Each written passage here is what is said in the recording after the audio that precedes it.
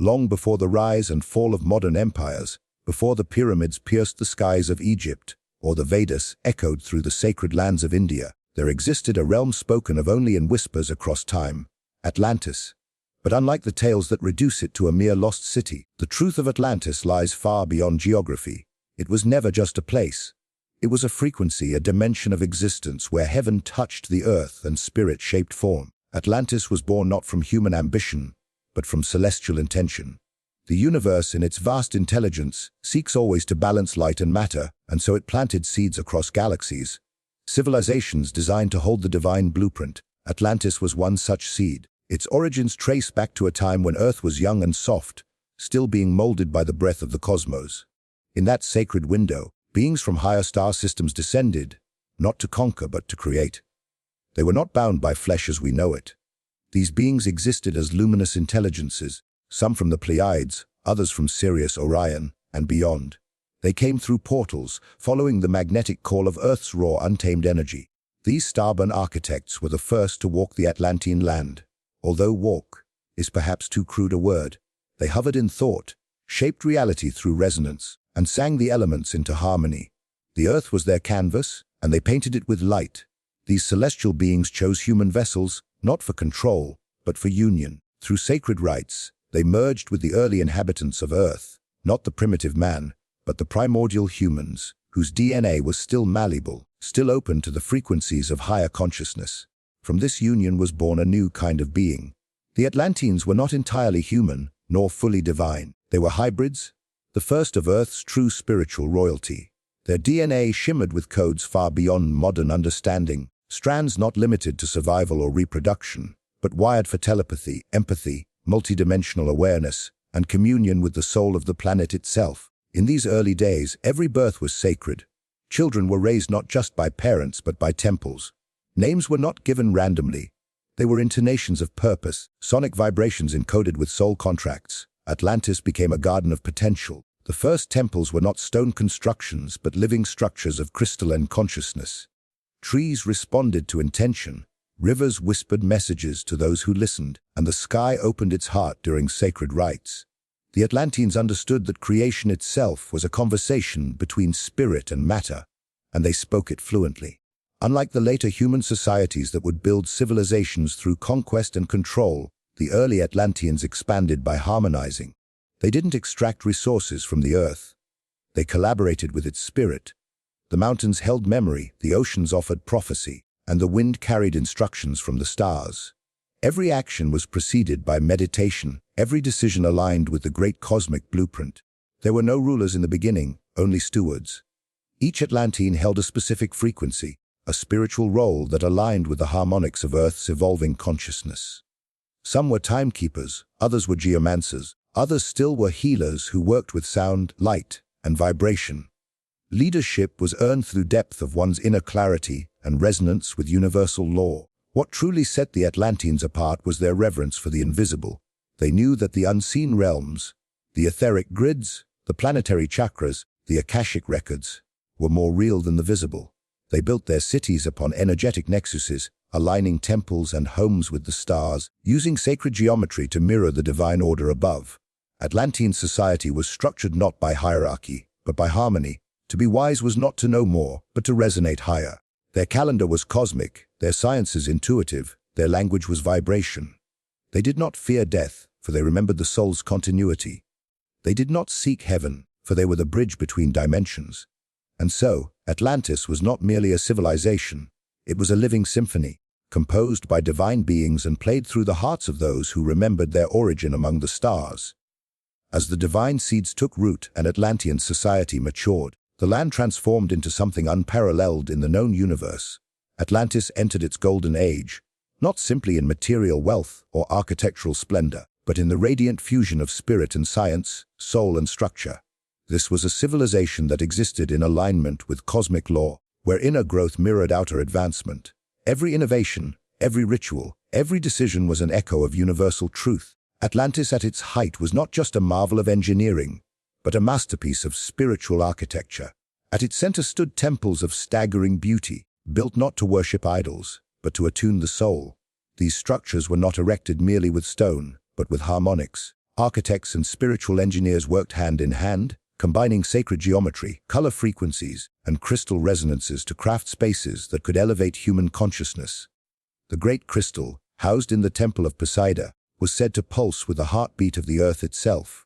This enormous monolith of pure quartz focused energies from the sun, moon, and stars, distributing them throughout the continent via underground crystalline networks. These were not myths, they were technologies. Technologies that modern science only begins to whisper about in quantum mechanics and subtle energy fields.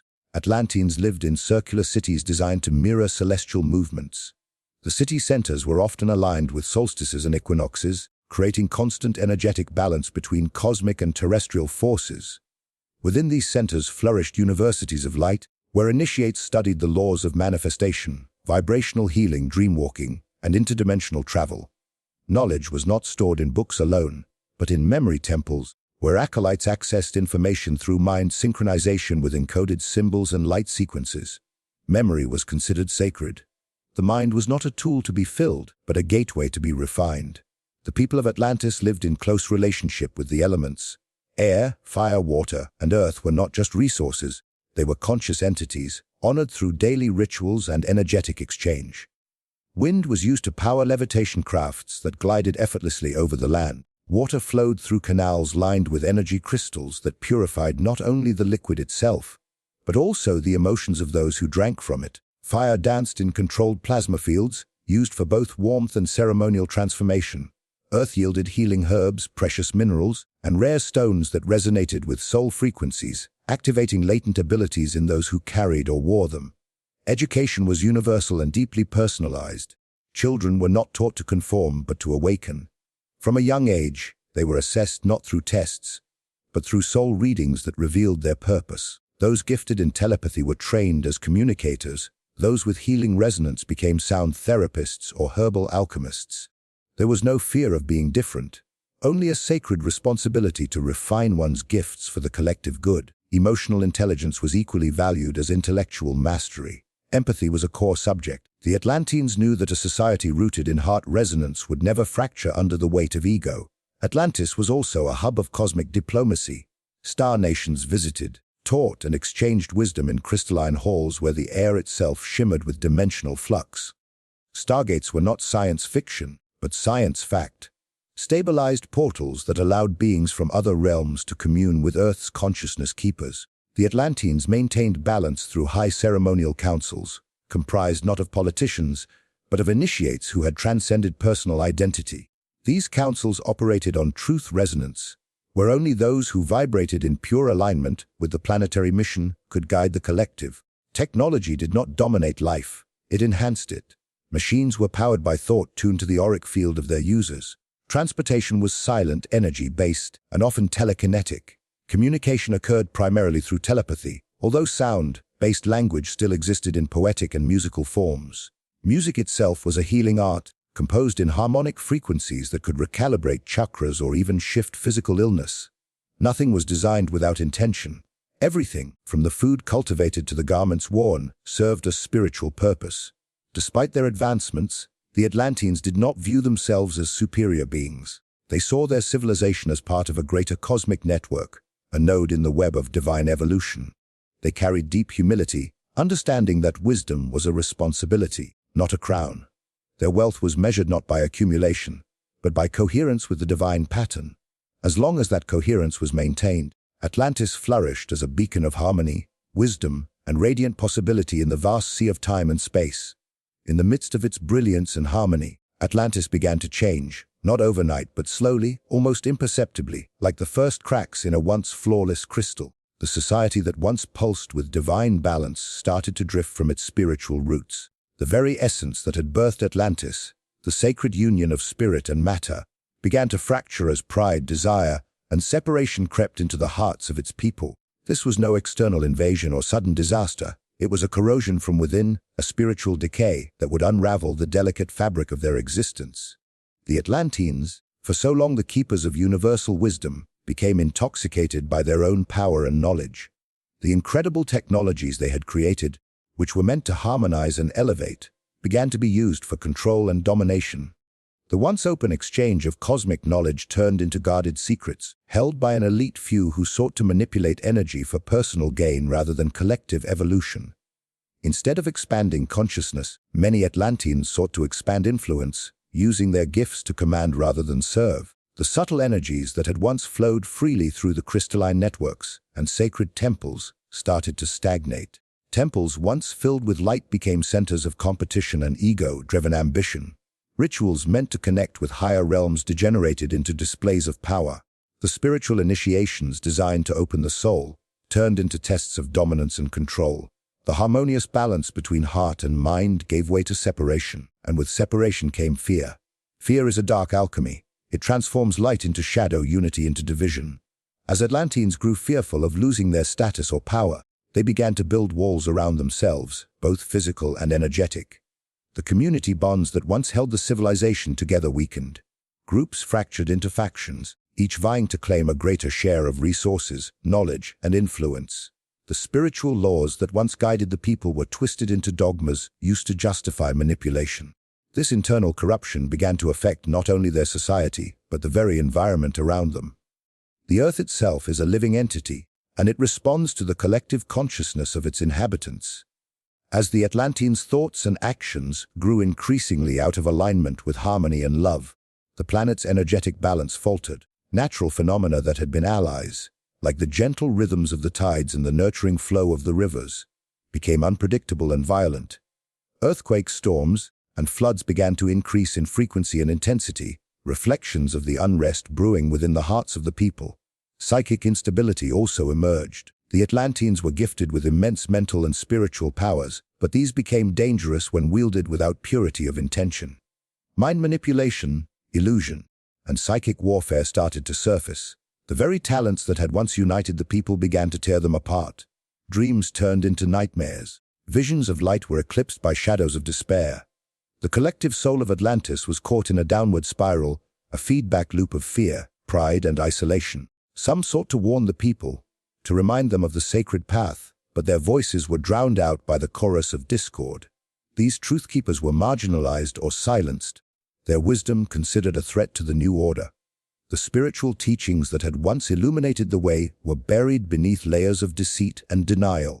The connection to the cosmic sources that had once fueled Atlantis dimmed, leaving many blind to the impending consequences of their actions.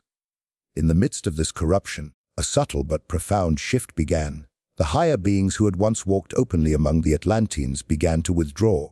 The portals that linked Atlantis to star systems and other dimensions slowly closed. The divine guidance that had shaped the civilization's ascent receded, leaving the people to face the results of their choices alone. Without that higher connection, the imbalance grew unchecked. The fall of Atlantis was not simply a political or physical collapse, it was the unraveling of a spiritual covenant. The promise of a civilization united in love, wisdom, and cosmic purpose was broken by the corrosion of its own soul. This was a tragedy not just for Atlantis, but for the Earth itself, as the echoes of that fall would ripple through millennia, waiting for those who could remember, awaken, and restore the lost harmony. As the corruption within Atlantis deepened, the delicate balance that sustained its luminous existence began to collapse. The spiritual decay of its people was mirrored by a growing instability in the very fabric of the Earth. The planet, a living, breathing organism intertwined with the consciousness of its inhabitants, could no longer contain the dissonance spreading across the once harmonious continent. The energies that had once flowed in perfect resonance began to clash, triggering an unstoppable chain reaction that would forever alter the course of history. The cataclysm did not come as a sudden, isolated event, but as a crescendo of warning signs ignored or dismissed by a society blinded by arrogance. Tremors shook the land, cracks appeared in the mountains, and the seas grew restless, foaming with a fury that had never before been witnessed. The sky darkened as celestial alignments, once harnessed for enlightenment, now became harbingers of destruction. The great crystalline network beneath Atlantis, which had once channeled healing energy, fractured under the weight of imbalance, releasing forces far beyond human control. This collapse of energetic harmony manifested physically in devastating ways. Massive earthquakes tore through the land, splitting the earth and swallowing cities whole. Volcanoes erupted with violent rage, spewing ash and fire that blotted out the sun, plunging the world into darkness and despair. The seas, once the lifeblood of Atlantean culture and travel, turned against them in colossal tsunamis that swept across the coasts, drowning civilizations and erasing all traces of human achievement in their path. The destruction was not merely environmental, but also deeply spiritual. The great souls of Atlantis, those who had once bridged the heavens and the earth, found themselves trapped in a storm of chaos and loss. The collapse severed their connection to the higher dimensions and star realms that had nurtured their civilization. Many ascended through conscious release of their physical forms, seeking refuge beyond the devastation, while others remained bound to the sinking land, their energies becoming part of the Earth's mourning. Amidst this cosmic upheaval, the physical remnants of Atlantis were swallowed beneath the waves, concealed by the deep ocean and sediment. The vast continent that had once been the pinnacle of spiritual and technological evolution was reduced to myth and legend, a whispered memory carried by currents and carried through time by the collective unconscious. The stories of Atlantis were passed down through generations, hidden in sacred texts, oral traditions, and symbols carved into ancient monuments, waiting to be rediscovered by those who could decode their meaning. The cataclysm was a reset for Earth's consciousness, a harsh but necessary cleansing that cleared the way for new cycles of awakening. It was a painful lesson in the consequences of turning away from spiritual integrity and harmony with the natural order. Though the physical land was lost, the energetic imprint of Atlantis remained embedded in the Earth's grid, a seed of potential waiting for those with the vision and courage to reclaim it. This event also marked a turning point in humanity's relationship with power and knowledge. The lessons of Atlantis became a silent warning etched into the subconscious of future civilizations.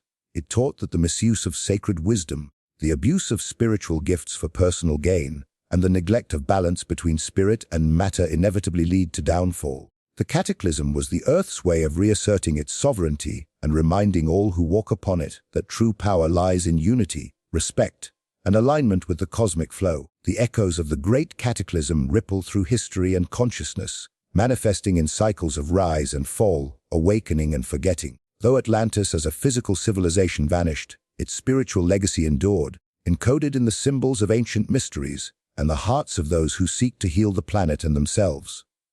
The cataclysm is not merely an end but a threshold, a gateway to transformation for those ready to awaken to the deeper truths that lie beneath the surface of myth and memory. Though Atlantis vanished beneath the waves thousands of years ago, its presence is far from gone. The story of this magnificent civilization reverberates not only through ancient myths, but also through the very fabric of human consciousness today. The spiritual legacy of Atlantis is a living echo, woven into the symbols, sacred geometries, and subtle energies that surround us, calling to those who are ready to awaken and remember. This echo is not a distant memory locked in the past. It is a dynamic force shaping the spiritual journey of many souls now walking the earth. Those drawn to the mysteries of Atlantis often feel a deep resonance within their being, as if a hidden thread connects them to that lost world.